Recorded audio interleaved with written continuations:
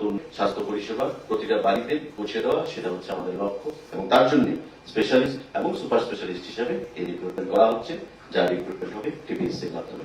General duty medical officer, specialist এবং super specialist সমস্ত কিছু রিক্রুটমেন্ট ত্রিপুরা পাবলিক সার্ভিস কমিশনের মাধ্যমে রিটেন টেস্ট এবং বায়োলজির মাধ্যমে সেটা করা হবে। স্বাস্থ্য দপ্তর থেকে দুটো গুরুত্বপূর্ণ সিদ্ধান্ত সেটা প্রদান করা হচ্ছে। আমাদের আরেকটা গুরুত্বপূর্ণ সিদ্ধান্ত, যেটা proposal for filling up 49 vacant posts of sub officer under home fire and emergency service department by direct recruitment through TPSC। আমাদের অগ্নি নির্বাপক যে দপ্তর ফায়ার সার্ভিস, সেই দপ্তরে 49 জন post of sub officer recruit করা হবে এবং সেটাও আমাদের টিপিএসসি এর মাধ্যমে, ত্রিপুরা পাবলিক সার্ভিস কমিশনের মাধ্যমে করা হবে। তার গ্রেড পে থাকবে, স্কেল পে আমাদের level 10 of Tripura payment rates 2018 rupees 34,700 to 1,09,800 এই হবে তার পে স্কেল। এবং পোস্টের নাম হচ্ছে সাব অফিসার। যা requisite qualification educational, graduate in science from recognized university and preferably passed the basic firefighting course of at least 3 months duration from any government recognized college. BE or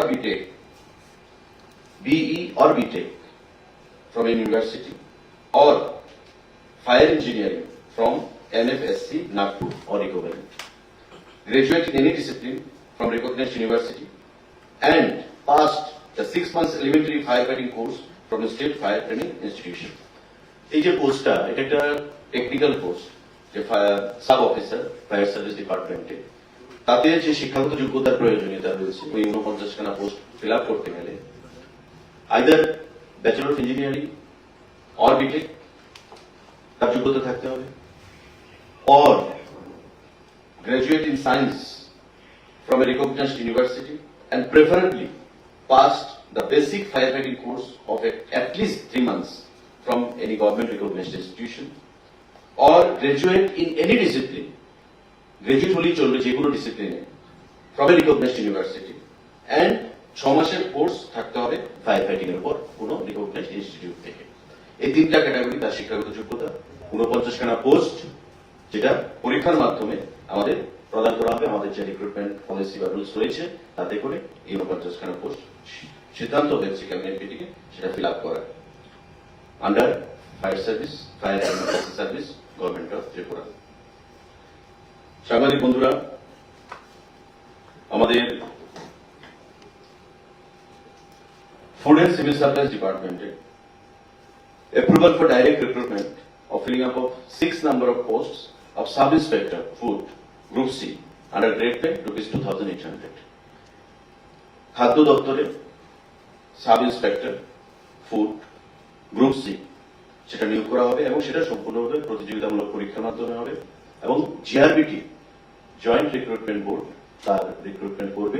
দপ্তর থেকে খুব শীঘ্রই জিআরবিটিকে সেই প্রপোজাল পাঠানো হবে এবং পরবর্তী সময় পরীক্ষার মাধ্যমে জিআরবিটি সেই পোস্টটা ফিল আপ করবে। আমাদের 6টা পোস্ট ফর সাব ইন্সপেক্টর। আমাদের আরেকটা গুরুত্বপূর্ণ সিদ্ধান্ত, আপনারা জানেন প্রায় সময় সাংবাদিক বন্ধুরা আমাদেরকে প্রশ্ন জিজ্ঞাসা করেন সে বিষয়ে যে আগরতলা এয়ারপোর্টের ইমিগ্রেশন কবে থেকে শুরু হবে এবং ঢাকা বা চিটাগং এবং আগরতলার সঙ্গে যে প্রপোজড ফ্লাইট সার্ভিস আন্তর্জাতিক স্তরে সেটা কবে থেকে শুরু হবে। আমরা বারবারই বলেছি যে ministry of home affairs MHA আমাদেরকে বলেছেন যে তারা CISF এর যে প্রয়োজনীয়তা রয়েছে সেই CISF বর্তমানে কেন্দ্রীয় সরকার আমাদের প্রদান করতে পারবে না। তার জন্য রাজ্য সরকারকে বলেছে যে হোম ডিপার্টমেন্ট থেকে প্রয়োজনীয় যে সিকিউরিটি পার্সোনাল তাদেরকে সেখানে ডিপিউট করতে। এবং আপনারা জানেন যে আমাদের পরিবহনের দিক থেকে আমাদের বিমান পরিবহন, আমাদের রেল পরিবহন, আমাদের সড়ক পরিবহন এটা একটা গুরুত্বপূর্ণ জায়গায় রয়েছে বিগত দিনে যে জিনিসটার অভাব এবং সেটাকে ধার্য রেখে সেটাকে লক্ষ্য রেখে আমরা একসঙ্গে সিদ্ধান্ত নিয়েছি ক্যাবিনেটে যে টোটাল আমরা 67 জন রিটায়ার্ড পুলিশ অফিসার যারা রিটায়ারমেন্টে চলে গেছে তাদেরকে আমরা রিএমপ্লয়মেন্ট দেব এবং Agartala airport Nischintapur railway station, যেটা ভারত এবং বাংলাদেশের সঙ্গে বাণিজ্যিক দিক থেকে এবং পাশাপাশি প্যাসেঞ্জার যাতায়াতের ক্ষেত্রে একটা বিরাট ভূমিকা পালন করবে আগামী দিনে সেই নিশ্চিন্দপুর রেলওয়ে স্টেশন। এবং সাবরুমের যে আমাদের আইসিপি যে চেকপোস্ট, বাংলাদেশের সঙ্গে বাণিজ্যিক দিক থেকে সেটা খোলা হয়েছে এবং আগামী দিনে সেটা নর্থ ইস্টের করিডোর হিসেবে আত্মপ্রকাশ করবে আমরা আশা রাখছি। তাতে ডিপিউট করার জন্য 67 জন রিটায়ার্ড পুলিশ অফিসারকে রাজ্য সরকার সিলেকশন দেবে। ক্যাবিনেটে সেই গুরুত্বপূর্ণ সিদ্ধান্ত গ্রহণ করা হয়েছে। এবং আগরতলা এয়ারপোর্টে যেটা ইমিগ্রেশনের অপেক্ষায় রয়েছে ঘোষণা, আমরা এই যে 67 জন retired police officer strictly on contractual basis তাদেরকে আমরা ডিপিউট করব। কিছু থাকবে আগরতলা এয়ারপোর্টে, কিছু থাকবে নিশ্চিন্দপুর রেলওয়ে স্টেশন এবং কিছু থাকবে আমাদের সাবরুমের যে আইসিপি সেই আইসিপির ভিতরে। এবং তার সঙ্গে যারা ইন সার্ভিসে রয়েছে, বর্তমানে চাকরিতে রয়েছে এমনও পুলিশ অফিসাররা থাকবে। 67 জন পুলিশ অফিসার সেখানে আমাদের নতুন আমরা রিএমপ্লয়মেন্ট দিয়েছি রিটায়ারমেন্ট থেকে, আর বাকি আমাদের ইন ডিউটি যারা আছেন তাদের কিছু সহযোগে আমরা টোটাল 85 জন, সেই 85 জন পুলিশ অফিসার আমরা নিযুক্তি দেব Agartala immigration centre, Nischintapur railway station এবং আমাদের সাবরুমের আইসিপি। ক্যাবিনেট থেকে সেই ডিসিশন গত দিনের মিটিংয়ে সেটা গ্রহণ করা হয়েছে এবং এই প্রপোজাল আমরা মিনিস্ট্রি অফ হোম অ্যাফেয়ার্সে পাঠাবো, যে ক্যাবিনেট ডিসিশনটা এই 85 জনের নিযুক্তি নিয়ে। এবং সেখান থেকে তারপর এই তিনটা সেন্টারে ইমিগ্রেশনে Agartala airport, Nischintapur railway station এবং আমাদের সাবরুমের আইসিপি, এই তিন জায়গায় মিনিস্ট্রি অফ হোম অ্যাফেয়ার্স থেকে ক্লিয়ারেন্স আসবে সেটাকে ইমিগ্রেশন ঘোষণা করার জন্য। এবং পরবর্তী সময়ে আমাদের ইমিগ্রেশন ঘোষণা হলে পরে আগরতলা এয়ারপোর্ট থেকে আমরা যে চিটাগং এবং আগরতলার মধ্যে যে বহুকাঙ্ক্ষিত এয়ার কানেক্টিভিটি, সেই এয়ার কানেক্টিভিটির সূচনা হবে।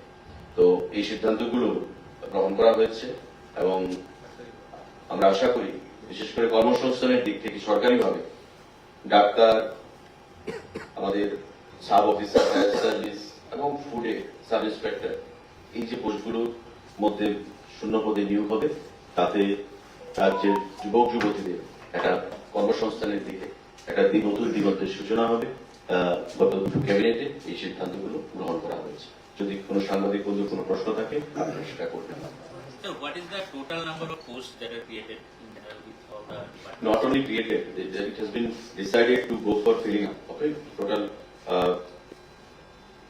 absorption, and I request all my media friends to take a note of the same, which I read out now. 16 super specialist medical officer plus 172 specialist medical officer plus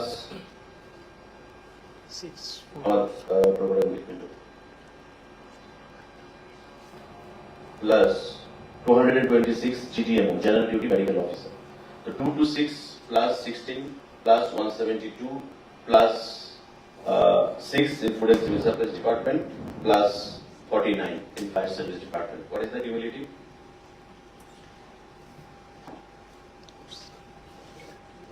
It's a good number of vacant posts which are lying vacant. 2 to 6 for GDMO, 469. Total 469 posts will be filled up by the government, and finance has already given the concurrence, and it was decided in the last two cabinet meetings. Sir, what is the qualification for the Group C food sub-inspector? Food department, sub-inspector, just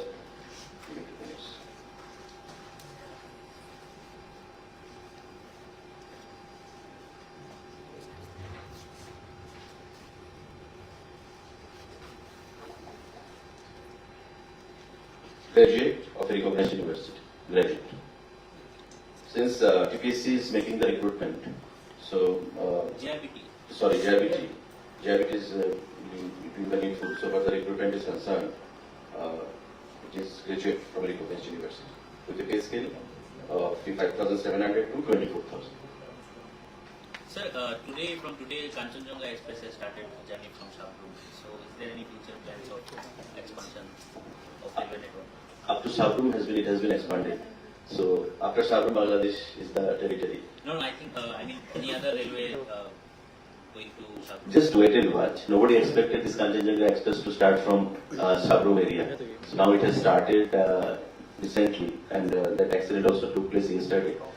But thank God that there was none from our state. Two passengers from Agartala area, from Rentersman, and another from a separate district. They have sustained grievous injuries, but they are doing well now. It has been reported, and hopefully the rescue operations have been done by the Railway Ministry quite meticulously. And our Chief Minister, myself, our Railway Minister, he is rushed to the spot. Our Chief Minister has taken up the matter with the Honorable Indian Minister of Railways. I took up the matter with the NFRailways officials. So with the collective efforts, we could rescue them on time. When it comes to expansion of railways is concerned, Kanchenjunga Shialda Agartala Express has started its journey, and in the coming days, many more will be there. Let's wait and watch and keep our finger crossed. Very shortly. আচ্ছা বিধানসভার মধ্যে কিছুদিন আগে দেখা গেল কয়েকটা শূন্যপদ মানে পূরণ হয়েছিল বা তার মধ্যে বাতিল করে দেওয়া হয়েছে এটার ব্যাপারে আপডেটে কি আছে? দেখুন, বিধানসভার ব্যাপার সেটা স্পিকার সাহেব বলতে পারবেন, মাননীয় মুখ্যমন্ত্রী বলতে পারবেন। বিধানসভার ব্যাপার নিয়ে মানে আমাদের মধ্যে আলোচনাও হয়নি কিছু, আমার বলার সেখানে অধিকারও নেই। আজকে ক্যাবিনেট মিটিং এর যে সিদ্ধান্তগুলো সেগুলো নিয়ে আজকে আলোচনা হয়েছে। এই বিষয়ে যদি কারোর কোনো বলার থাকে সেটা বলুন, আর যদি বিধানসভার বিষয়ে কিছু বলতে হয় মাননীয় মুখ্যমন্ত্রী বা স্পিকার থেকে সেটা আপনারা জেনে নেন। আমাদের খাদ্য দপ্তর সম্পর্কে বলুন। বর্ষা মৌসুম শুরু হয়ে গেছে, আপনারা দেখতে পাচ্ছেন কিছু প্রবলেম আমাদের স্টক কিরকম আছে খাদ্যের এবং There is sufficient stocks. কোনো সেখানে শর্টেজ নেই। পেট্রোল ডিজেলের একটা মাঝখানে সমস্যা ছিল, আপনারা জানেন। আসামের সেই ডিসরাপশন হয়েছে একটা রেলিয়েতে, ন্যাচারাল কারণে সেখানে রেলওয়ে ট্র্যাক সেটা ডিরেল হয়ে গেছিল। কিন্তু তারপরে যুদ্ধকালীন তৎপরতায় কাজ হয়েছে এবং আমরা প্রত্যেকের সহযোগিতায় আমরা সেটাকে সারাতে পেরেছি। বাফার স্টকে যেটা প্রশ্ন আপনি করেছেন, আমি কয়েকদিন আগেও প্রেস মিটে বলেছি, চাল ডাল সমস্ত জিনিস সাফিসিয়েন্ট রয়েছে, মজুত রয়েছে এবং কোনো ধরনের কোথাও কোনো শর্টেজ নেই। আমরা আশ্বস্ত করতে চাইছি আবার রাজ্যবাসীকে, যেই বর্ষার মরশুমে আমাদের যা স্টক রয়েছে তা আমরা ভালোভাবে মানুষের জন্য কোনো অসুবিধা না হয় সেদিকে লক্ষ্য রেখে কাজ করছে আমাদের অফিসিয়ালরা, এবং কোথাও কোনো জিনিসের সেগুলো অভাব হবে না। তার সুযোগ নিয়ে যদি কোনো কালোবাজারি তার দাম বৃদ্ধি করতে চায়, তার জন্য ব্যবস্থা গ্রহণ করা হচ্ছে। আপনারা দেখতে পাচ্ছেন প্রতিনিয়ত ছাপা মারা হচ্ছে, রেড হচ্ছে, ফাইন দেওয়া হচ্ছে এবং দোকান বন্ধ করে দেওয়া হচ্ছে। উইদিন দ্য গাইডলাইন আমরা যা যা করণীয় খাদ্য দপ্তর থেকে সেই জিনিসটি আমরা করছি। আগামী দিনেও আমরা মানুষকে আশ্বস্ত করতে চাই সেই জিনিসটি আমরা করবো। তথ্য সব readily not available with me, আমি আপনাকে দিতে পারবো, ঠিক আছে, রাত্রি দিতে পারবো।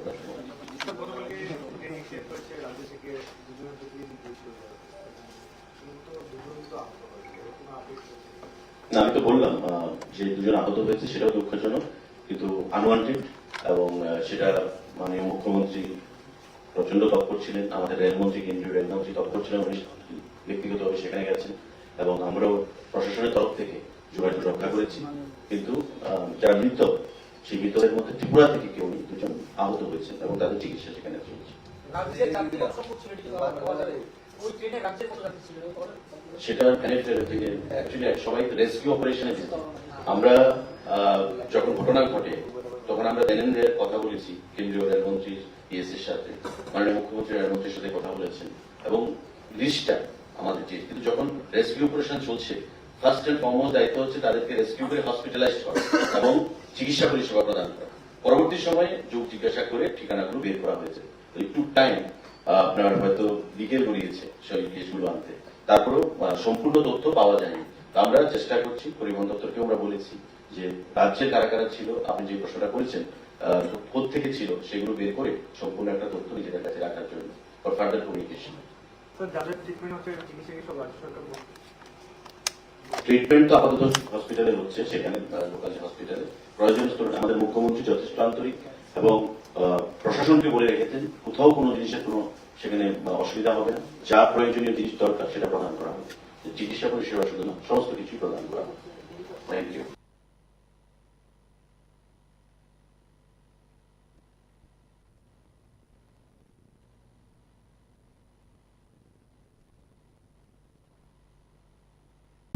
কি করছো?